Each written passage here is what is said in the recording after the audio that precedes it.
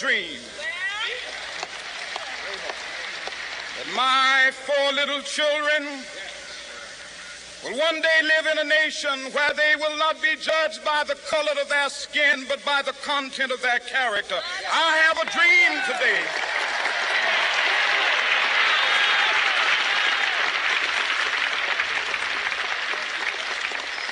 I have a dream that one day every valley shall be exalted, and every hill and mountain shall be made low. The rough places will be made plain, and the crooked places will be made straight.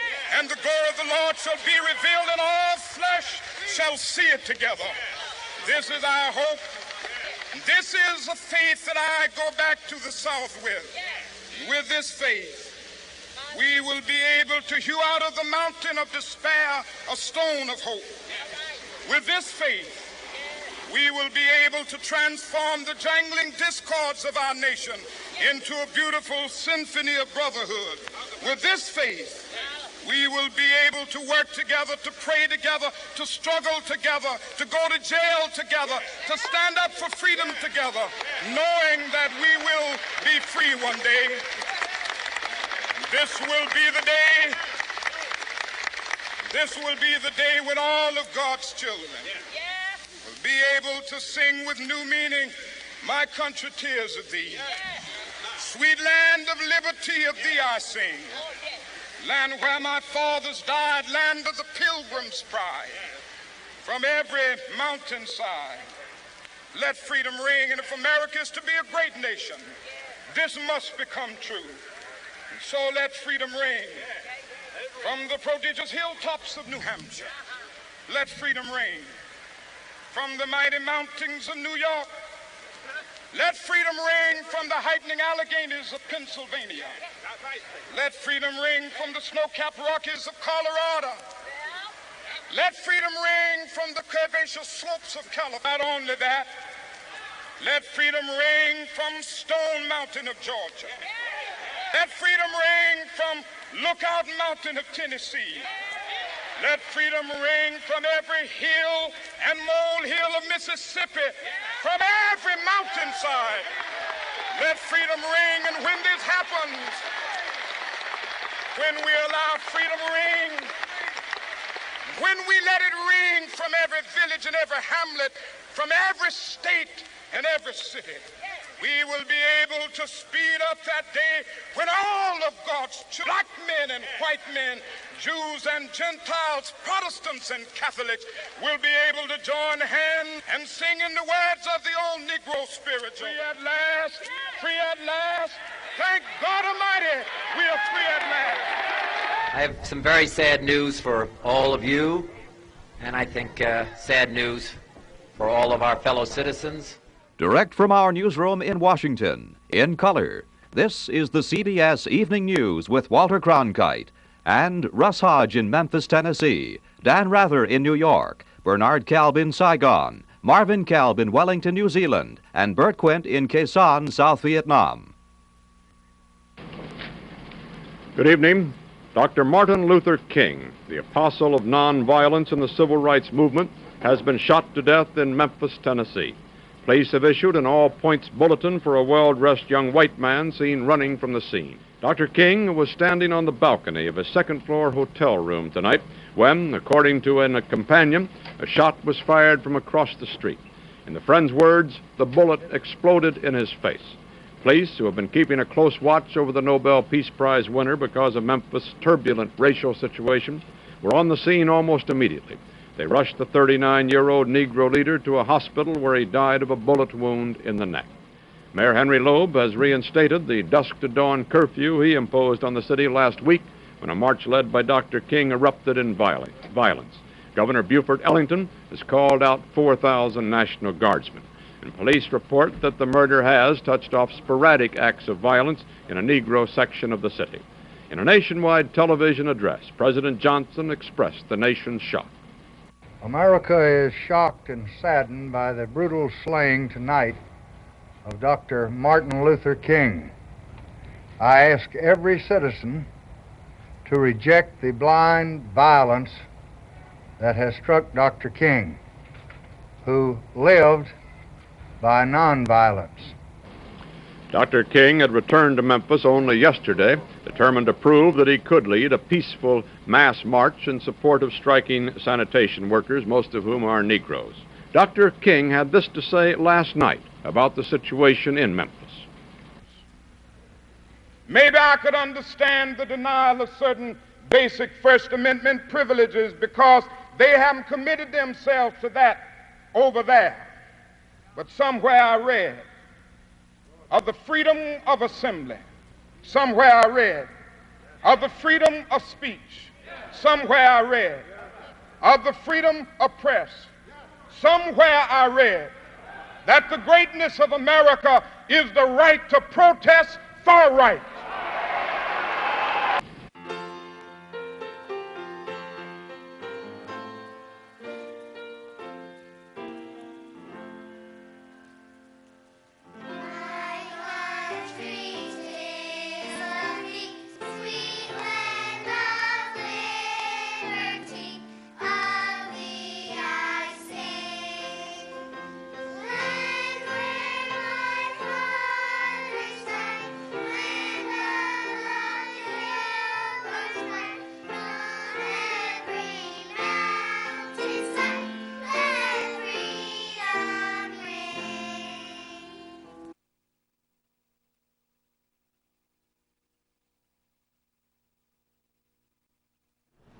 Hi, and welcome to Ward 13.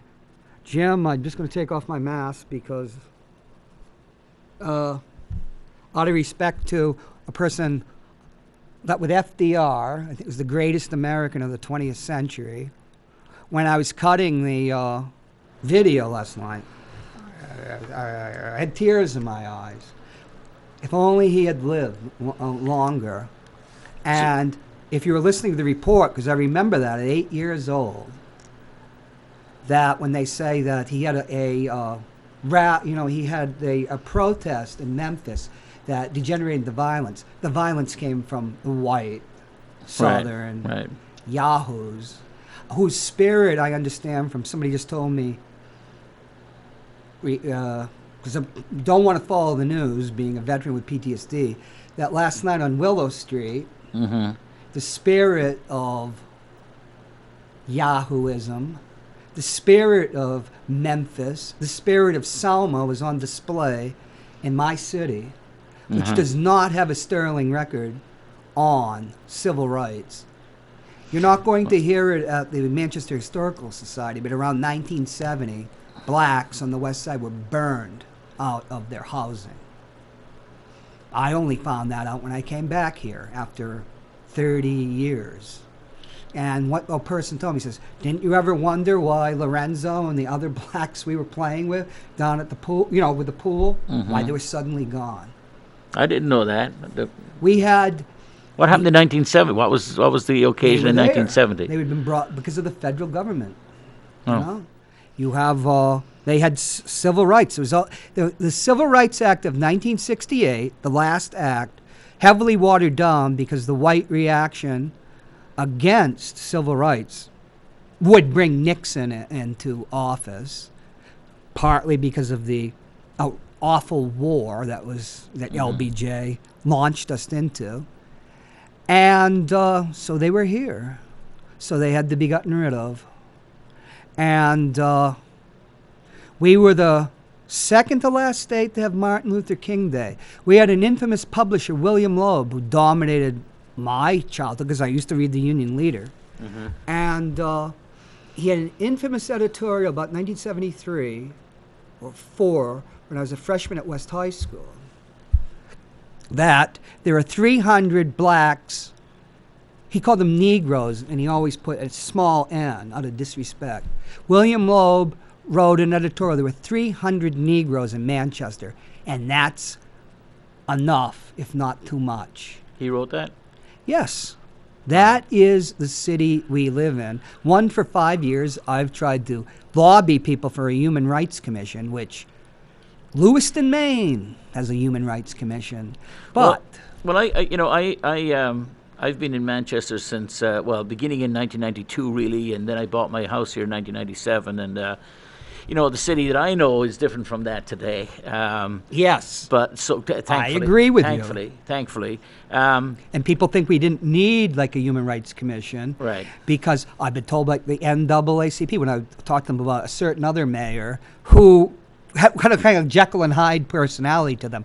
And because I've known stuff about him, but I would never have called that person a racist because there are troubled people that are working things out. Right. And some people are of their generation or culture, because I could have printed that because it was sourced very well, but I would not do that because I didn't know the man about that. Well, I think about like so when you say people of their generation, right? And Which of is their my, time, which is etc. almost my generation. This person was born about 1950. Right. So that's always a very difficult prism to look through or judge through, right? I mean, how much benevolence ought we to apply because somebody was born in a different time, or Well, it's a lot has to do with where they arrive at in the end. Once that's all sincerely held, and not just political expediency, right? That people have genuinely moved their opinions, because as soon as something becomes generally accepted, then everybody sort of jumps on board. But I'd like to take a moment just to talk. You mentioned South Willow last night, and I'd just like to. The first thing I would like to say is that the first major rally in Manchester was held last Saturday, and at Veterans Park, and there were over 1,000 people there, and there was a march that went from Veterans Park over to Lowell or Amherst Street. A peaceful Black Lives Matter. Yes, absolutely. That I know people that were at that. I was at that myself. I was very happy to be there, and so I went there. My wife was there, and others, and it was a wonderful event, and the fact that people could follow the great tradition of America. I mean, America is founded on the idea of protest against inequity and wrongfulness, and so to see people exercise their civic rights and to their right to assembly, their right peaceful to assembly, peaceful assembly, as MLK, Nobel cetera. Prize winner. So they did that, and it was and it went well, and then. It was followed up last night, Tuesday night, by a vigil at Stark Park off of River Road. Where John Stark being a symbol to the hard right of live free or die, because that's what he said. And Rich Girard 2 weeks ago said, denouncing even the Bishop of Manchester, says, live free or die, it says, and there's something else about not living on your knees. As if, out of respect for people, and people know people now that have died from COVID-19, as if that is what happened in Eastern Europe or the I Soviet actually Union. attended a funeral on this weekend on Friday. I was at a funeral from somebody who died of the coronavirus. But so anyway, on last night there was a thoughtful and respectful and moving tribute paid, highlighting, remembering those who have died, particularly George Floyd and others, and I have to say, and that was another wonderful event that Who went was off. murdered. Was murdered? Yes, absolutely. Yes, it's clear. It's important to say it. I said has died. He was murdered, and so. That was another great occasion in Manchester where the community came together and it was done peacefully, etc. And I would also note that I found it important that there were a lot of religious leaders there, and some of them are regularly at such events. But Bishop Labashi, the leader of the Roman Catholics here in the Diocese of Manchester, was there in attendance, and I thought that was, in one sense, it's a comment itself that I found it notable, but it was notable, and he was there. Yes. And I think that that was an important statement. Now later on in the evening, there were a small group of people who ended up going down Elm Street and ended up over on South Willow Street later in the night. Now, it seemed to me from watching that online that there were those who were wanted to put the emphasis on that rather than on what I would consider the mainstream. But Black Lives Matter itself had run 2 events peacefully. By the people you're talking about, are you talking about people that which they call it Antifa, which is a bunch of, Yeah, I'm an yeah. old Defense Intelligence Agency Yeah, trained yeah. MI person. I know all the tricks Right. of smearing people. So that's so. I mean, this whole Antifa thing is just it's a joke. We've already found out through Twitter that a white supremacist group is posing as an agent provocateur. Right. So the good, yes. just to round off the thought. So the good news is that Pretending things it's went Antifa. up despite some people wishing for there to be a little anarchy. And violence. And violence, so they could respond to it. I found it, frankly, reprehensible that we had some, minor local politicos who thought that it was, we're standing next to some of the overarmed, small-minded people who were purportedly there to help protect. I mean, the bunch of the May I just ask a question? Yes. So we weren't talking about Antifa people, or were there people, that there's always like the Occupy movement, which is not violent, but you're talking about there's 2 types of people there, and there would be what is crudely called the militia movement. Right. Were they so there? I would call them the militia movement. Yeah, when I see guys showing The up dressed in Second camouflage, Amendment is dressed in camouflage with their long guns and loaded guns, by the way. Of course, yeah. And they're supposedly there to sort of aid the civil power and protect. And I don't believe the any of it. people that are involved in the Shire movement, I believe, but they might not be as violent, but there's the ones that only the county sheriff is. Yeah, illegal. It's all almost nonsense. to me. It gives them too much respect. I've got better things to spend my time studying and that's what thinking about than wondering about the nomenclature of militia movement, white supremacy, the Shire movement, etc. Interject. In 2015, I was doing some research because David Irving, the number 1 Holocaust denier in the world, used to come to Manchester every year. Every year. The number 1 Holocaust denier. And it was always a secret meeting. But I had been on the internet back in the military. Also, I was an expert Boolean searcher from when it was just a green screen back in the Silicon Valley. So I could get into their boards. It wasn't that hard, and they weren't, And one thing I found is that they planned on confronting Gabby Giffords at Chris Pappas's place, which traditionally has a lot of events, and with loaded weapons, a horrifying provocation of a woman that was nearly assassinated, and a woman that I wouldn't even call him president because he's beneath that. I can't even think of a term, Jim, for that person that besmirch both the Episcopal faith and the Catholic faith.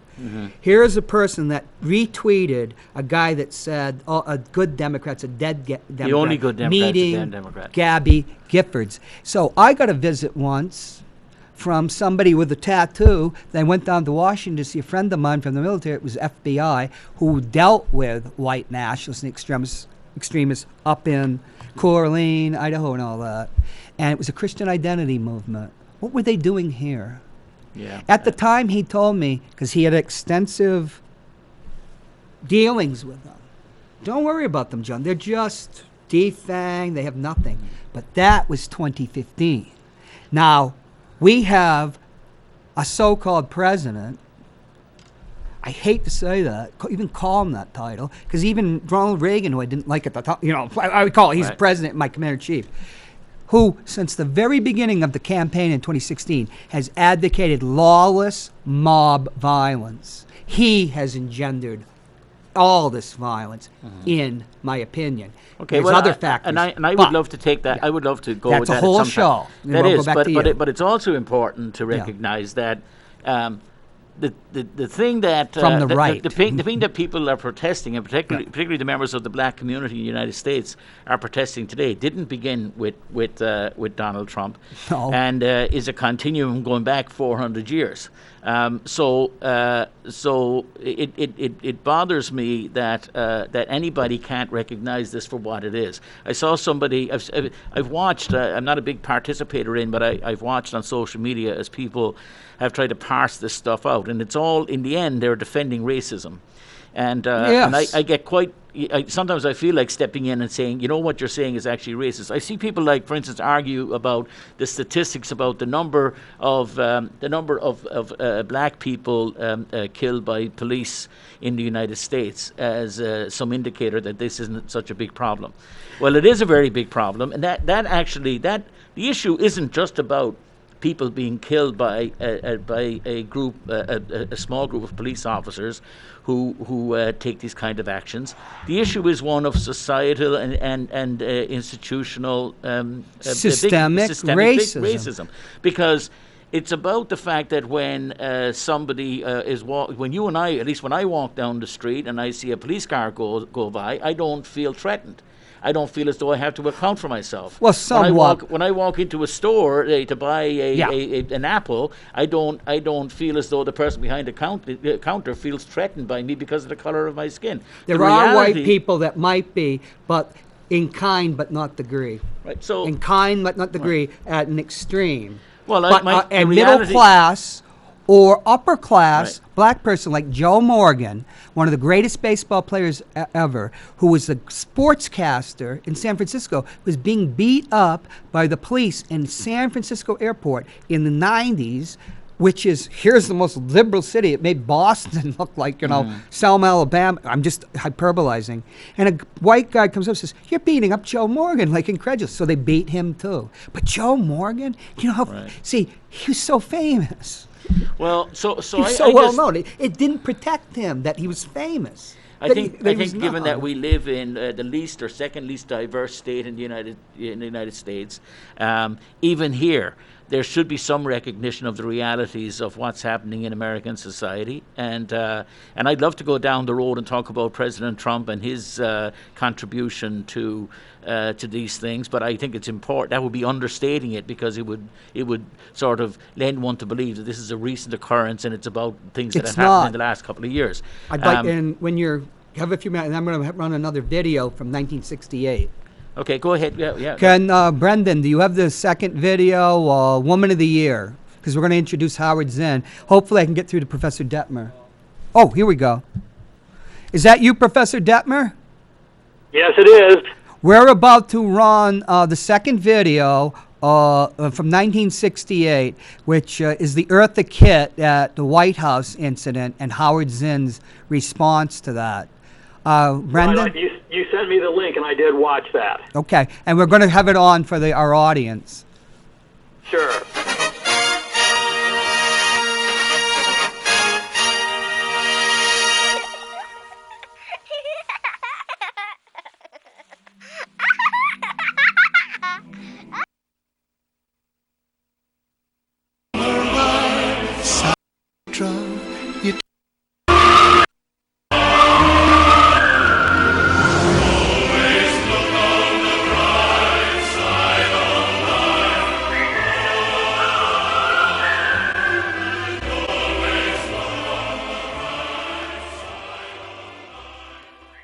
Systems of crime and the fear of it have eroded the quality of our lives.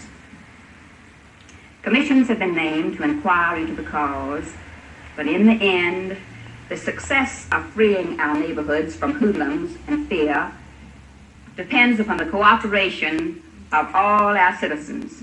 There must be an attempt to involve the citizens of the low-income, high-crime communities in their own crime prevention programs. It was Mrs. Johnson's first Doers Luncheon. Nearly 50 women leaders gathered at the White House to discuss practical, positive methods for combating crime.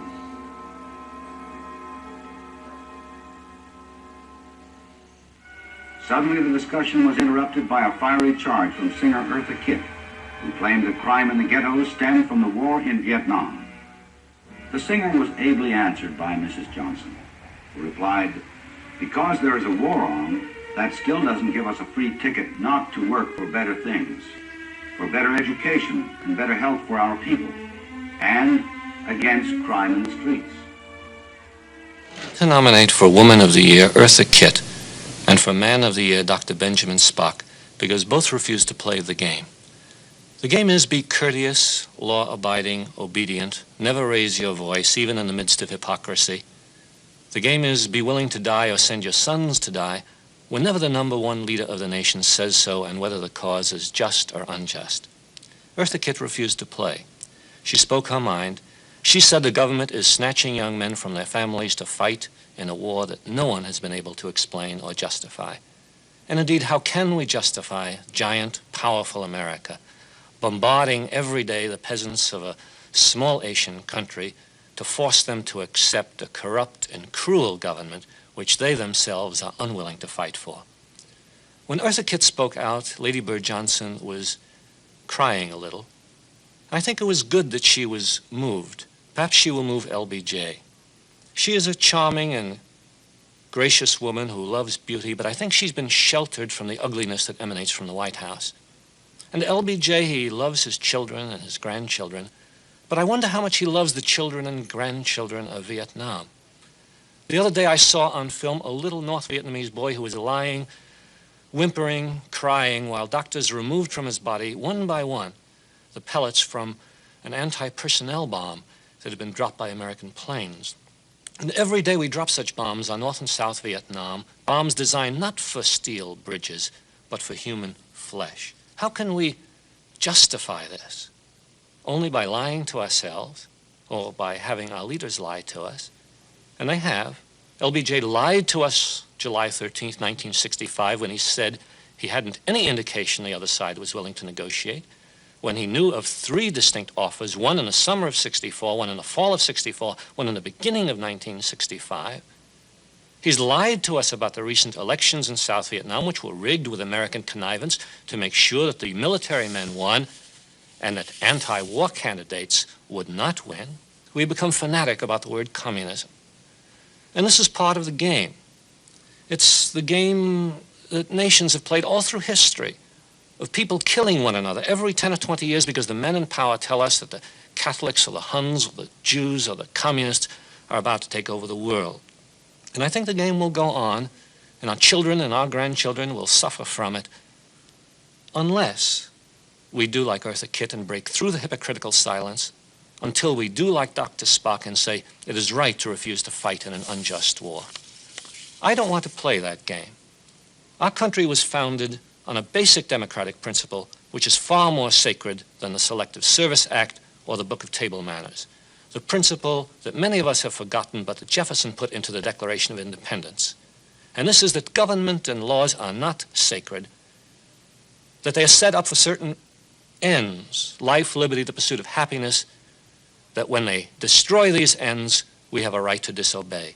And so I will say to everyone who can hear me, if your conscience tells you that it is wrong to cross the sea to make war on the people of Vietnam, and if you refuse to fight in this war, I support you, I admire you, as I admire Miss Eartha Kitt, as I admire Dr. Benjamin Spock, and all those other people who refuse to play the game of silence in the midst of murder. I actually have my background. It was supposed to be Howard I have Howard being arrested. I think that's when the Marine, well, yeah, thank you. That's a better one because I know John Silber, the president of BU, accused Howard of burning down the Marine recruiting, which I was at his feet, him and Murray and the other professors, when they were urging him after the strike, Dave, to sue him for libel. But Howard didn't believe in that. And years later, it happened to me. I have Jim O'Connell, who's been on the show before. Hi, Professor Detmer. How are you? I'm fine, and you? I'm great, thank you. He is a school board member at large. Since our last meeting, I've been elevated to that fine position. You can't see the smile on my face. I'm wearing a mask, but I just wanted to let people know that just in the last hour that there's been an update in Minneapolis with regard to the charges for Derek Chauvin. So he's now, it's now from third degree. He's being charged with second degree murder, which carries a maximum 40-year sentence as opposed to the previous 25 to 30. That's the most you're going to get. And then, just as importantly, the 3 other officers are also being charged, and they're charged with aiding and abetting murder. And of course, this comes from the Attorney General, who has stepped in to take over the case there. The State Attorney General. The State Attorney. The State. I'm sorry, the State Attorney General. Yes, not William Barr. And there will be a press conference from Attorney General Ellison later today. So. I would just like to say, a friend of mine who's a career law enforcement officer who'd seen the entire tape said, once you're subdued, you cease force. Right. And he said, what's so shocking is the other cops are saying, get up and get in the car, which was literally impossible.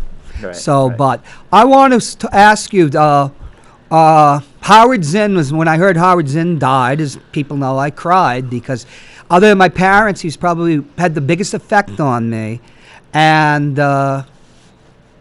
Professor Detmer, and tell us about what Howard would think. And because we have to remember that Howard Zinn was the advisor to SNCC, the Student Nonviolent Coordinating Committee.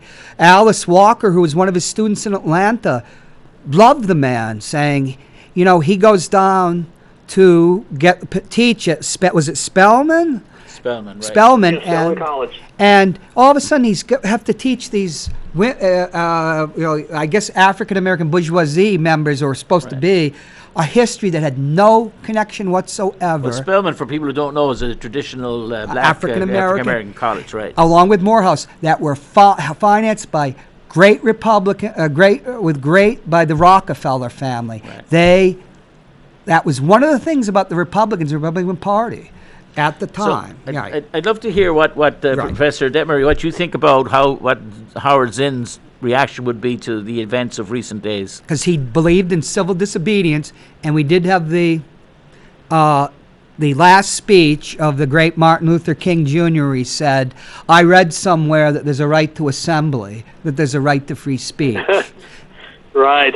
Yeah, well, one thing, Howard, of course, is so well known for a people's history, and people often are not familiar with his other books. And in this context, I would mention that in 1968, he wrote a little book called Disobedience and Democracy, which is on the topic of civil disobedience. And it was a direct response to something that Justice Abe Fortas had written. And Fortas's thing was all about how tremendously important the rule of law is, that we must obey the law even if we disagree with it, and so on.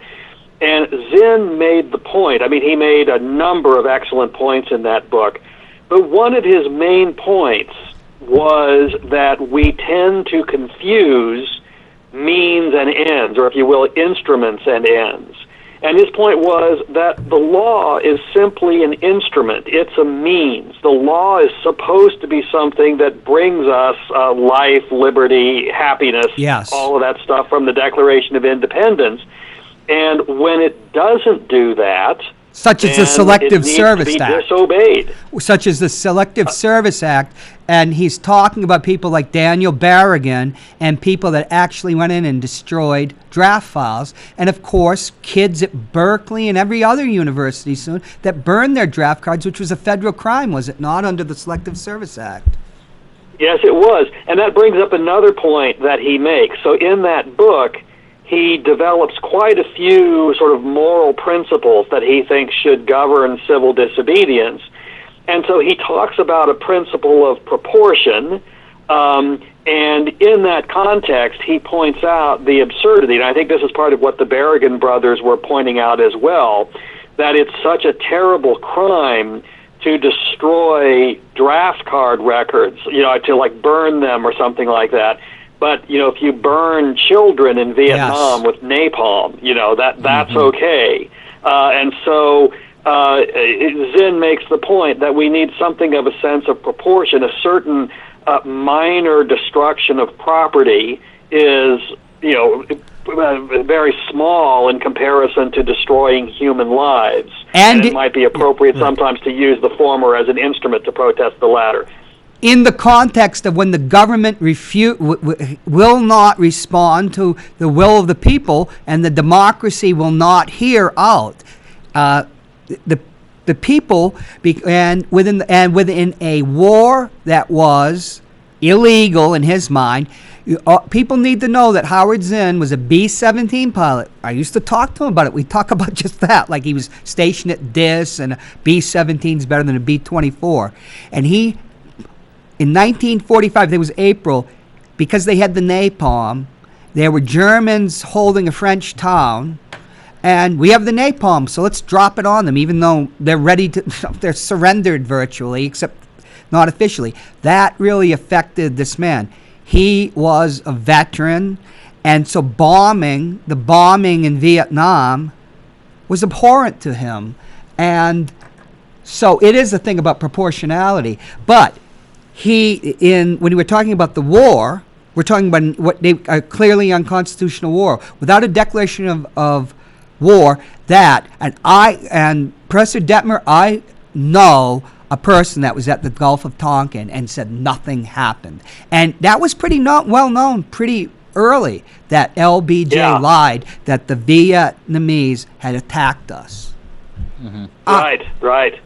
I'd be interested. The thing that has concerned, there's a lot of, we're living through historic times. We are. I mean, the fall, the spring of 2020 is a momentous period. As 68 was. It's momentous in terms of the COVID-19 pandemic and its effects on us socially and economically. And now we have the upheaval of the reaction to the murder of another person of color or black person in America. But of all the things that one might one might want to talk about in recent days, the thing that rises to the top for me is the occasion the night before last, when President Trump had Secret Service and military and other militarized groups and remove legitimate protesters who were peacefully protesting in the public square outside the White House to do that, and the piece that really, the worst part of all of that was when he goes to the church. But it is, for me, and removes an Episcopal priest who's having a Black Lives Matter. I got a bigger issue though, John. With all due respect to me, when you talk about the war and what was happening in Vietnam, etc., we had the chairman of the Joint Chiefs of Staff walk out of the White House and into the space vacated by force of arms, accompanying the president, and he was also accompanied by the Secretary of Defense. The Secretary of Defense earlier in the day had gotten on a phone call with the governors of the United States of America, in which the president said that if they didn't get the job done, that they would look like a bunch of jerks, and he would bring the military in and he would sort it out himself. And having said that, and on that call, the Secretary of Defense says, he refers to the civil unrest in the United States as the battleground. The physical battleground is now the United States. Within hours of that conversation, the president is accompanied onto the streets of Washington, D.C. by the chairman of the Joint Chiefs of Staff and by the Secretary of Defense, both of whom should have no role. I find it alarming, and I'd love to hear your response to that. Jim, I just want to say one thing. The right-wingers are always talking about posse comitatus, the law passed in a reaction to the Reconstruction, and that there's been people here at this desk on somebody else's show on this day who actually took up arms at the Bundy Ranch against the United States and is in federal prison, and that anybody would take a military action against these yahoos, Well, I shouldn't be calling I think Professor Detmer, I think we crossed an important line. We're crossing all kinds of lines, perhaps, but I think that's a major change in the nature of politics and et cetera in America. Dave, is this like 1968 and what Howard confronted and his generation? Yeah. So I think this event really is quite interesting. And one thing I would add, just sort of connecting it to what I was saying before when I was talking about this confusion of instruments and ends, where instruments such as the law being elevated over the ends they're intended to serve, such as peace, justice, etc. Well, with Trump and his action, we see it's even worse than that, in that the cult of personality, the cult of an individual, is elevated even over above these instruments like the law. Yeah.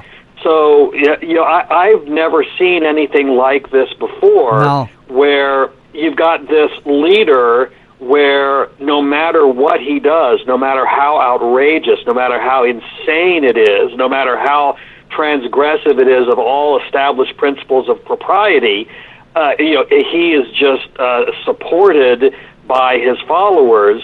And so, as I understand it from the reporting, a major reason why he did it is that he was embarrassed that there were reports that he had been taken down into a bunker in the White House for protection.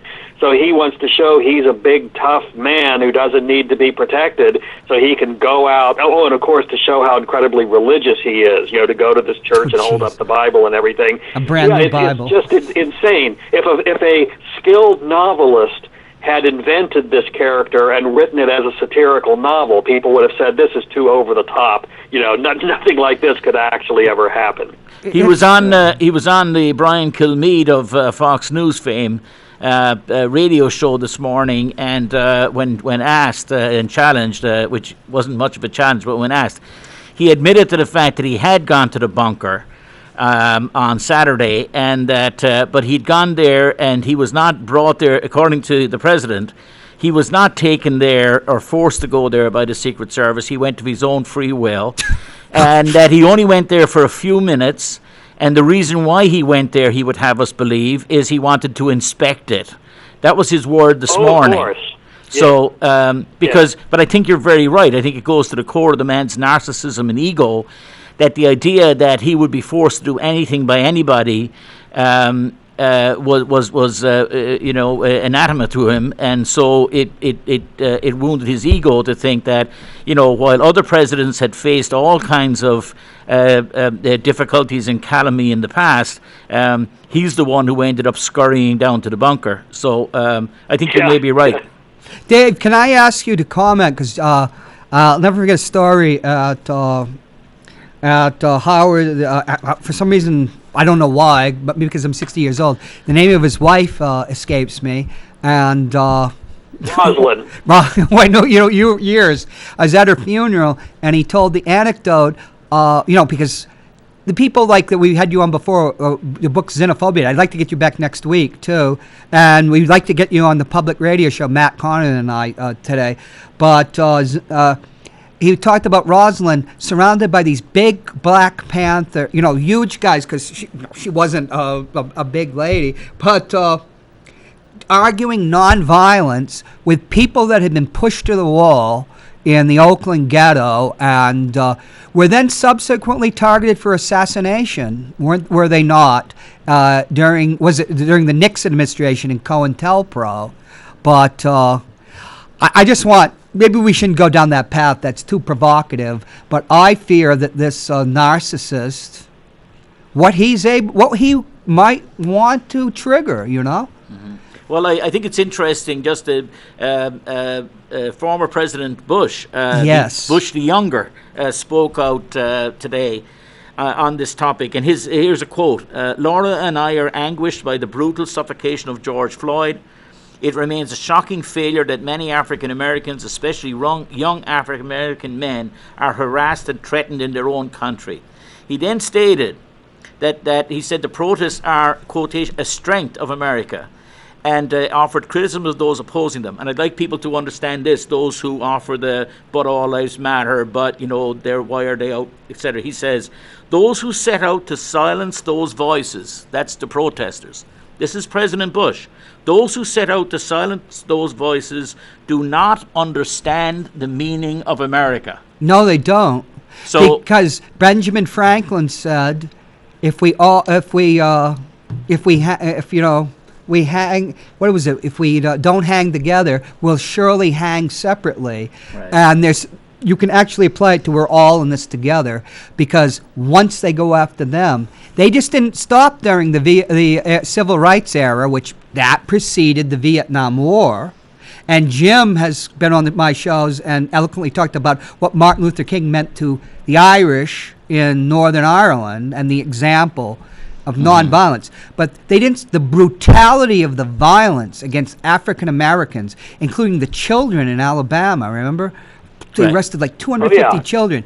The brutality of the violence. And then when people started the protests, the brutality went against white middle-class kids getting out there too. So we will all, if we don't protect an oppressed part of our society, all of us will hang, because they come for all of us. One other thing, it was a cartoon, and I forget which newspaper it was in. It might have been the Boston Globe. There's a cartoon in this morning's paper, and it shows, it's just a group of sort of, a couple of characters dressed as riot police on the left-hand side. In the middle, there's a group in a circle, and they represent the people who stormed and entered the State House in Michigan a couple of weeks ago. Right-wing the militia people. types. And it shows, the cartoon is a rubber bullet or a tear gas canister being fired, going over the heads of the group in the middle, who were the protesters who took their long guns into the State House in Michigan. And it hits a protester on the head on the other side, who's holding a sign saying, don't shoot us. So it seems to me that only a blind man could not see that if you're, depending on the color of your skin in America in 2020, you can walk around in camouflage gear and with long guns and threaten the civil power, and you can go into the very seat of government, Citadel. and you can do that, and you can cause, the state of Michigan was caused, its legislators ceased to meet that day because of the impact of those bums who showed up. And the reaction of our civil authorities was to put up with it. There are photographs on the press that many of us have seen of these white militia members screaming into the face of police officers and screaming abuse. And there was nobody tear gassed. Nobody was dragged into the back of a police car and taken away. And the president had no word about, I'm going to, if you don't sort yourselves out, I'm going to send in the military. And 2 weeks later, we have people not protesting about the fact that they can't breathe because they have to wear a mask. There are people saying, I can't breathe and I've been murdered, and people are protesting that, and the reaction is to bring out the National Guard, bring out the tear gas, bring out the pellets, and bring out the rubber bullets. The juxtaposition is clear. The irony couldn't be greater. And we, as the people living in the United States in 2020, ought to be taking this matter seriously. And anybody with the well intent for the future of the United States in mind should be concerned about this and should be shouting loudly that we need to change as a society. I just want to say something, because when the Black Panthers took up arms, they were hunted down because they went into the California legislature with their Second Amendment rights, which then they changed the laws. But go ahead, Dave. We only have a couple minutes, and we can't not address what the People's History can use about being teaching right now. So we're going to give it up to you now. Sure. I was just going to say, that was a good juxtaposition that you made, and let me offer another juxtaposition. So, you mentioned how these white militia people are able to go right into the State House with guns and nothing happens to them. Yet, if we revert to an incident just a little bit before the most recent one, the African-American man, I've suddenly forgotten his name, who was shot while jogging, Mr. and supposedly wanted to... And I read an article in the wake of that where they interviewed a number of black people who run in marathons or just run for exercise and what have you, and they talk about how they take all kinds of elaborate measures to try not to be targeted. So they'll make a point of wearing very brightly colored clothes, and anytime they pass a white person, they'll smile as broadly as they can to try to sort of seem non-threatening. So I thought, that I actually that's another interesting juxtaposition. Yeah, I actually I smile at black people. I hate to say it, when I was like in the and everything. So that I'm not hostile or anything. And I figure it can't hurt, and you want to tell them, because, I can't speak for a black person or anywhere near the thing, but that man was hunted down and murdered for sport, in my opinion, and. Yeah. My father lived in the South a long time. There's stories I could tell, they're shocking. I think, awful. So to me, a very interesting topic is, I'd love to engage with the libertarian mindset today. This most strident of libertarians, and who continue to support the current regime, etc. And because it has now become senseless to me, at least it doesn't make sense to me, how they can purport to support small government and non-intervention and states' rights and all the things that they would claim to believe in. And yet here we have them braying as a pack and supporting a president who would use federal powers to violate to violate the very foundation of what their created the United States. beliefs. Yes, it makes no sense to me, and so I'd love to engage with them. I'd love to find out what it is that they how they can contort their logic and get it so twisted as to support this, which seemingly would be the opposite of everything they stand for.